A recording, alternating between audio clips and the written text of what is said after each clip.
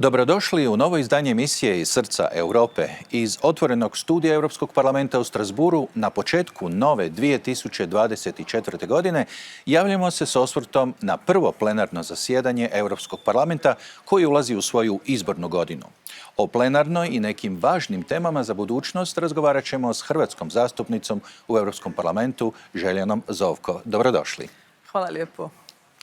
Gospođo Zovko, započela je nova godina, a s jednako mnogo izazova, ratova, prijetnji, kako je završila i stara, ali i sa jednim vrlo važnim usvojenim vašim izvješćem, i to izvješćem o preventivnoj diplomaciji koje su eurozastupnici usvojili u srijedu velikom većinom glasova sa 533 za, 64 protiv i 25 suzdržanih.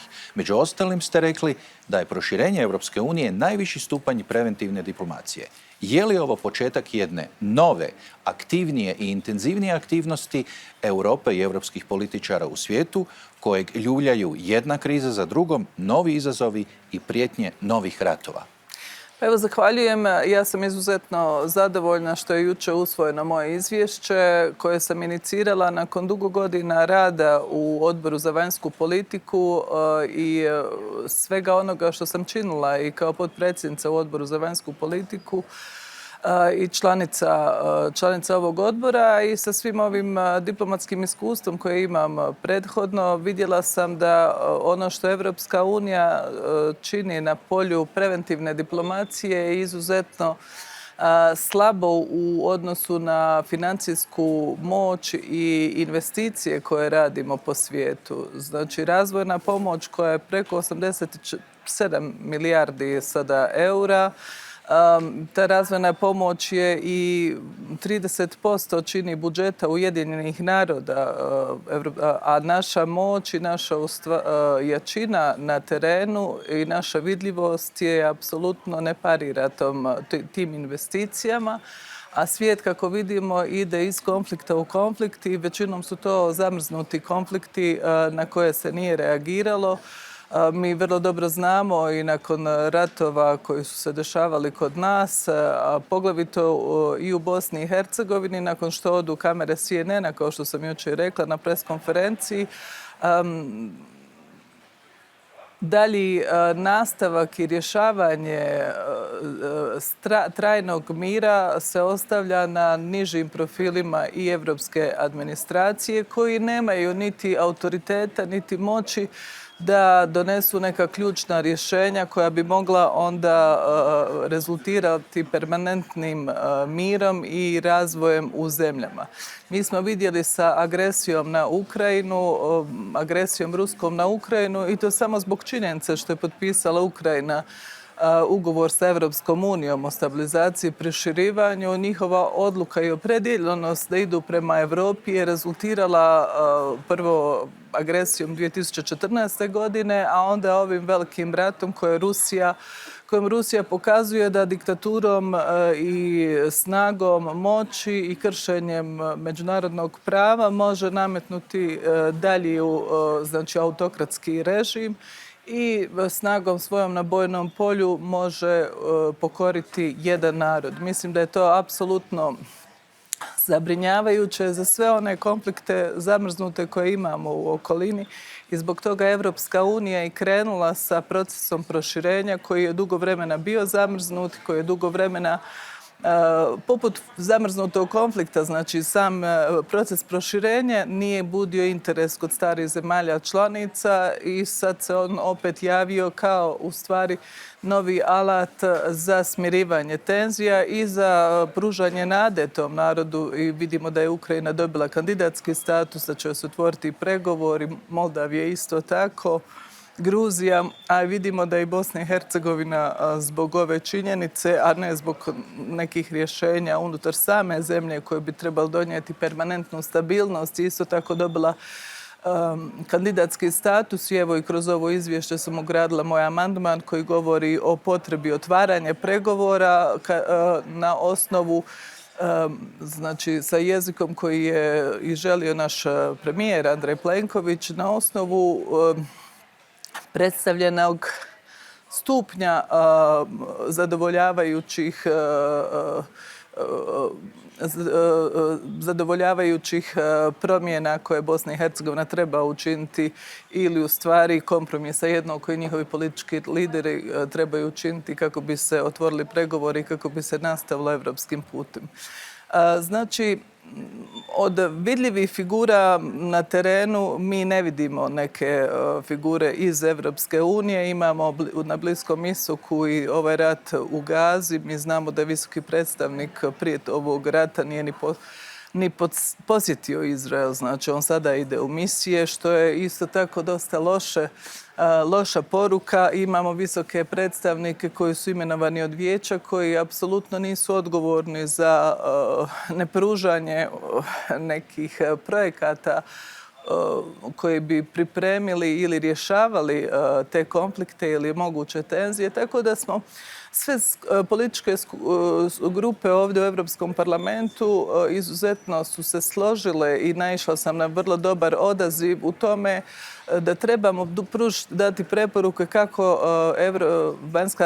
Europska vanjska služba mora biti efikasnija, više koordinirati svoje akcije, kako se mora više koordinirati sa zemljama članicama i da moramo imati sistem ranog upozoravanja gdje se konflikt treba prevenirati, a ne da se bavimo samo konfliktom i postkonfliktnim rješenjima i u stvari smirivanjima tenzija u samoj Evropskoj uniji, jer mi znamo da svi konflikti od Afganistana do Bliskog istoka, do Azerbejdžana i Nagornog Karabaha, do svih ovih teških situacija, čak i do Crvenog mora, svi oni rezultiraju velikim valom izbjeglica koji onda u stvari ugrožavaju granice Evropske unije. Mi vidimo da balkanskim rutom dolazi opet, koji se opet otvorio, dolazi veliki val izbjeglica i onda dolazi do rasta isto tako i populizma. Gospođo Zovko, spomenuli ste u izvješću, ste među ostalim naglasili da smirivanje tenzija, guranje zemlje dalje prema Europskoj uniji i rješavanje izbornog zakona u Bosni i Hercegovini predstavljaju načine preventivne diplomacije u odnosu na susjednu zemlju, te ste naglasili da i ovo izvješće preporuča otvaranje pristupnih pregovora Bosne i Hercegovine s Europskom unijom. Koliko je zapravo taj amandman u sklopu tog vašeg izvješća bitan, važan u ovom trenutku za Bosnu i Hercegovinu i cijelu regiju? Evo, izuzetno je bitan jer mi vidimo da je u stvari radi osobnog angažmana premijera Andreja Plenkovića i napravila se jedna atmosfera i kada je Hrvatska predsjedala Vijećem Evropske unije da se otvore pregovori za Sjevernu Makedoniju i Albaniju, ne smijemo to zaboraviti, znači kada je Macron blokirao te pregovore i da se dođe do jednog nove metodologije proširenja, a sada je to učinio za Bosnu i Hercegovinu insistiranjem da se paralelno sa davanjem statusa kandidatskog Ukrajini i Moldaviji, da se treba dati status kandidatski i Bosni i Hercegovini, te je do zadnjeg trenutka se borio da ovaj modificirani jezik koji sam stavila u amandman plenarni, da Bosna i Hercegovina podrazumijevajući je dostigla visok stupanj sporazuma između političkih lidera o promjenama koje su neophodne da bi se otvorili pregovori, da joj se trebaju otvoriti pregovori. Znači, on je to učinio na jedan izuzetno diplomatski vješt način, koristeći svoj ugled i među liderima. Ovdje u Europskoj uniji on sada ide u ponedjeljak sa Ursulom von der Leyen i sa Markom Rutteom, koji je premijer Nizozemske, znači u tehničkom mandatu, a Nizozemska koja se najviše protivila otvaranju pregovora sa Bosnom i Hercegovinom. I mi znamo da su Nizozemci najviše i skeptični sami prema Bosni i Hercegovini. I on odlazi u tu personalnu misiju da ih odvede u Sarajevo, da im pokaže koliko je to bitno za mir i stabilnost. Znači, to je u stvari, on je najveći primjer kako se treba Evropska unija ponašati u tim svojim vanjskim akcijama.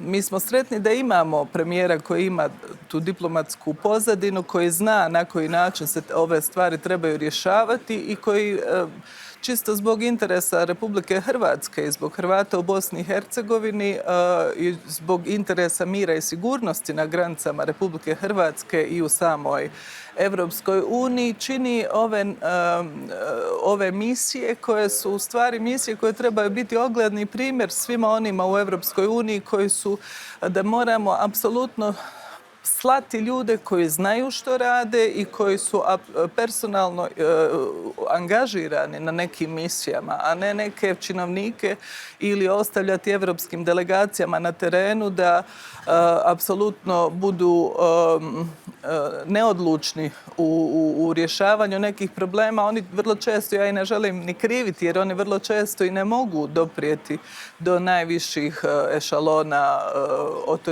vlasti koje odlučuju, znači poput visokog predstavnika za vanjsku i sigurnosnu politiku ili predsjedatelja Europskog vijeća ili predsjednice Europske komisije, ali to pokazuje da u stvari mi moramo imati visoke izaslanike za ovakve stvari, jer to Amerika radi. Znači, vi u Americi kada imate neke probleme i nažalost Europa investira toliko mnogo i puno više nego bilo koje druge znači zemlje i skupa, ali nije vidljiva na terenu ovakvim rješavanjima i u stvari ovakvim preveniranjima.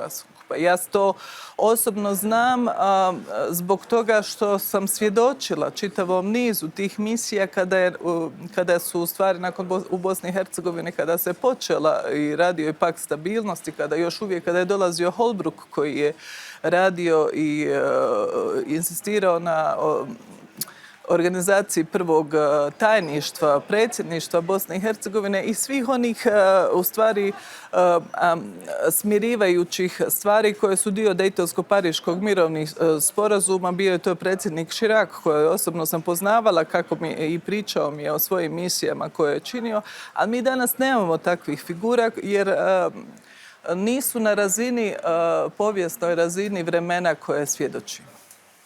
Hvala gospođo Zovko. O preventivnoj diplomaciji sigurno ćemo još razgovarati u budućnosti i nadajmo se da je i to jedan novi početak, okrenuta jedna nova stranica i da će Europska unija na tom području biti uspješna. Gospođo Zovko, do izbora je ostalo još nekoliko mjeseci, što od važnih tema, rasprava i fajlova još za vas je zapravo ostalo u ovom razdoblju do izbora. Što zapravo birači i građani mogu očekivati od kampanje za izbore za Europski parlament i koliko zapravo su ovi izbori, ove 2024. godine, važni za Hrvate, ali i za sve ostale građane Europske unije?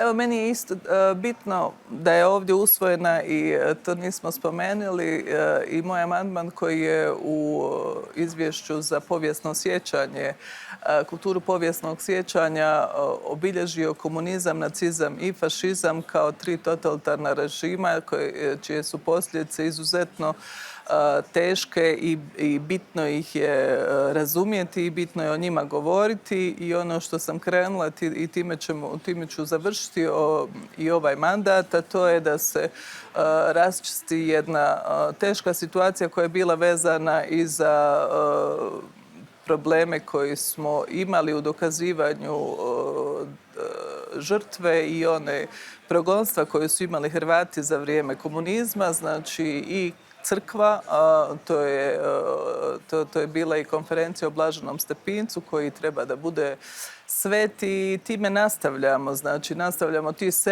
seriju i konferencije i seriju stvari razjašnjavanja što se stvarno dešavalo nakon rata, jer djelujemo u okviru grupe za povijesno sjećanje. Isto tako sam bila inicijator i potpisnica rezolucije o osudi svih totalitarizama. Jer mislim da svi ti totalitarizmi od komunizma, fašizma i nacizma dovode do polarizacije i atmosfere i porasta populizma i nekada vidimo na svim ovim društvenim mrežama, to vežem i za ove izbore predstojeće, da se dosta laži i dalje nalazi u javnom prostoru i da ove ekstremne situacije dovode i do polarizacije i velikog utjecaja na mlade ljude, što je za nas izuzetno bitno jer oni moraju kritički promišljati i o povijesti, kritički promišljati i o svim tim posljedicama što se dešava. Ja sam imala raspravu i o ovome što se dešava i u Gazi, znači situaciju vezanu za taoce koje smo imali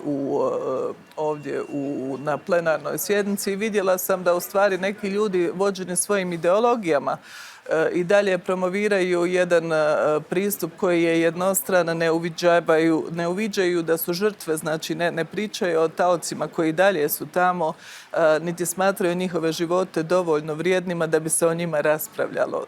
I to je nešto što se ne smije dopustiti, znači jedna jednostrana propaganda. Mi smo vidjeli val prosvjeda po Europskoj uniji i razdvajanje populacije prema nekim simpatijama i čak nekada je i u stvari dosta često jednostrano medijsko izvještavanje. Znači, mislim da ovi izbori su izuzetno bitni jer se igra, radi se o miru i stabilnosti u Europi nakon svih ovih teških kriza koje smo prošli, od covida do rata na Ukrajinu, gdje ta ruska propaganda izuzetno novca ulaže u hibridnu kampanju i mislim da je za nas izuzetno bitno boriti se protiv toga, jer mi koji smo prošli komunizam znamo vrlo često i taj koliko ideološki oni znaju utjecati putem medija, koliko često mogu jednostranim izvještavanjem i u stvari ignoriranjem vaših činjenica dovesti do toga da su ljudi budu nabijeni nabojom koji izaziva strah, mržnju i otpor prema drugom i drugačijem. Znači, do kraja mandata ja se borim, ono što mi jeste ključno je da se riješi izborni zakon u Bosni i Hercegovini, da Hrvati konačno dobiju legitimne predstavnike. Mi vidimo da ova situacija vezano za člana predsjedništva koji dolazi iz reda hrvatskog naroda, mjesto koje je isto tako uzeto kao taoc politike jednog naroda koji misli da će preglasavanjem i uzurpiranjem tog mjesta moći učiniti i na vanjsko-političkom polju nešto za sebe što nisu mogli učiniti ratom, je u stvari najveća problematika daljeg nastavka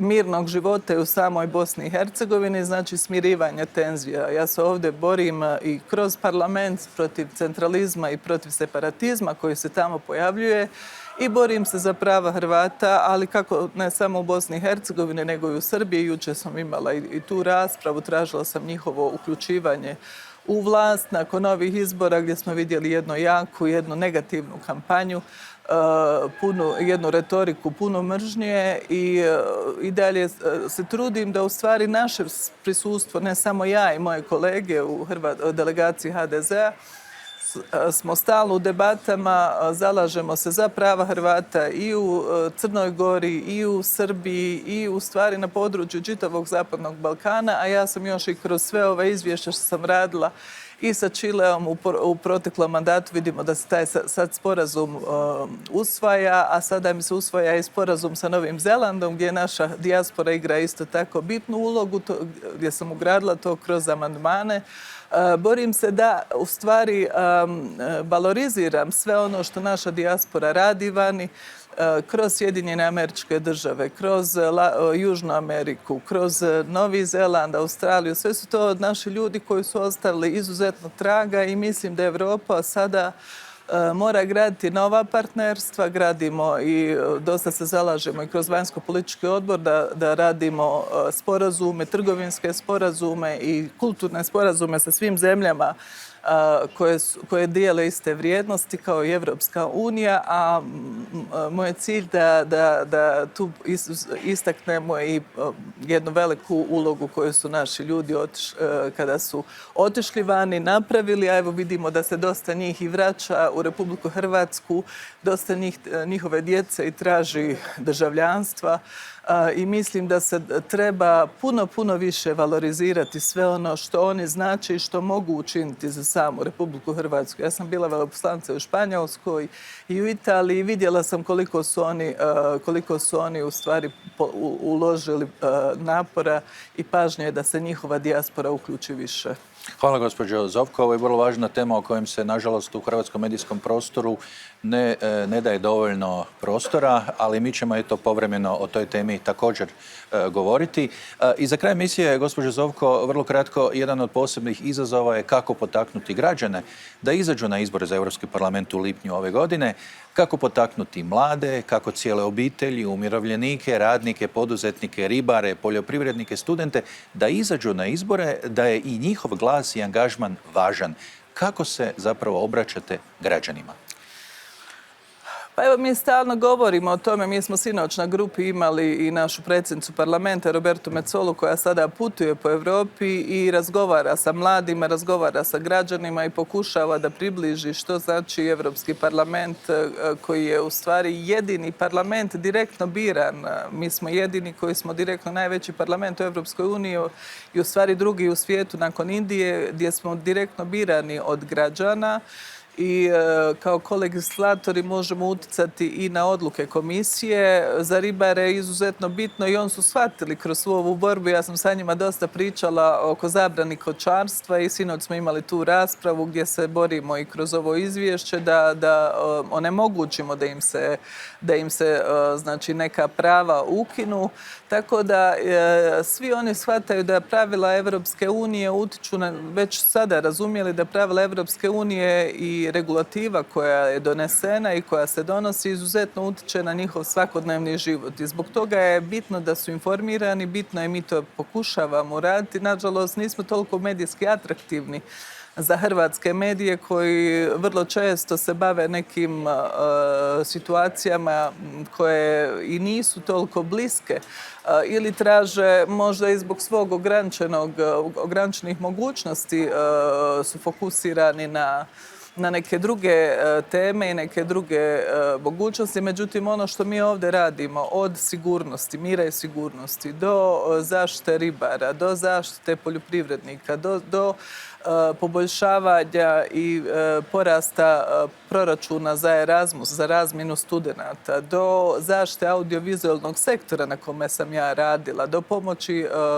i zaštite naših glazbenika. Znači, ja sam ovdje dovodila i Splitski festival, pošto sam članica odbora za kulturu, do u stvari gradova kulture, svega onoga što čini svakodnevni život, sve se to odlučuje ovdje u Briselu. U Europskom parlamentu se može modificirati, može se pomoći, može se napraviti jedan veliki pomak naprijed. Znači, do Schengena gdje smo se mi borili da se odbranimo od svih onih napada i laži koje smo imali sa lijeve strane,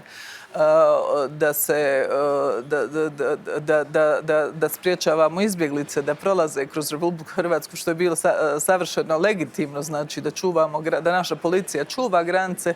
Sve to, u stvari, sve se to rješava kroz Europski parlament ukoliko ste i kada birate zastupnike koji djeluju u okviru grupe koja je najveća grupa, koja donosi predsjednicu parlamenta, koja donosi predsjednicu znači komisije,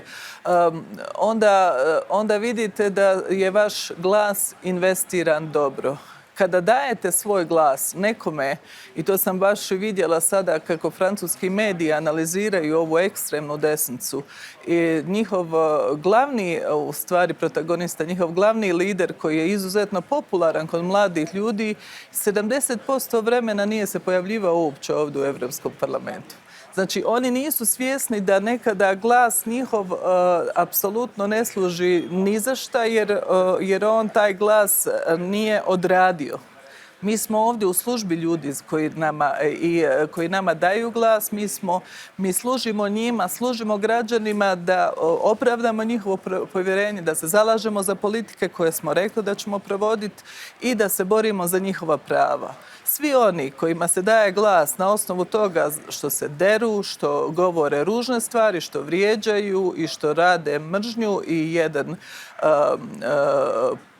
samo neke prosvjede, a ovdje nemaju nikakav utjecaj, niti su radili nikakva izvješća, niti su popravili nikakve zakone, prave ljude idiotima i od njih rade jednu, u stvari, manipuliranu skupinu koja onda u stvari samo omogućuje njima jedan lagodan život. Jednom je bila situacija u predsjedničkoj kampanji kada je jedan od kandidata u Hrvatskoj rekao, ne znam za vas, ali meni će biti dobro ako me izglasujete. Znači, to je taj tip ljudi, populista, koji u stvari širenjem mržnje, širenjem nekog populizma, širenjem nekih, kao eto vidiš kako je on rekao, a ne pokazivanjem projekata što je uradio, u stvari stvara sebi jedan lagodan život koji može biti dobar ovdje ako ništa ne radite.